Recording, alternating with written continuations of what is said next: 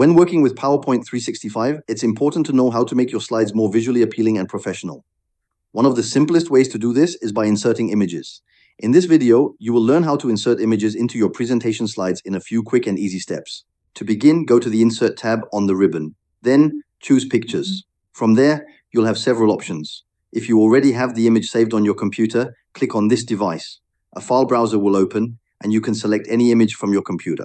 Once selected, click Insert to place the image into your slide. If you do not have a suitable image on your computer and would prefer to use an image from the internet, you can choose Online Pictures. This option allows you to search for images directly within PowerPoint. A pane will appear on the right side of the screen with online image suggestions. You can type in a keyword, browse the results, and select the image you want to use.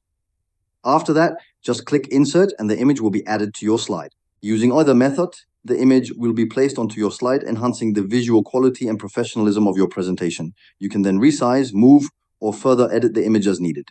Mastering how to insert images into PowerPoint slides helps you communicate ideas more effectively and create visually engaging content. This skill is essential for anyone who wants to make their presentations more dynamic and professional.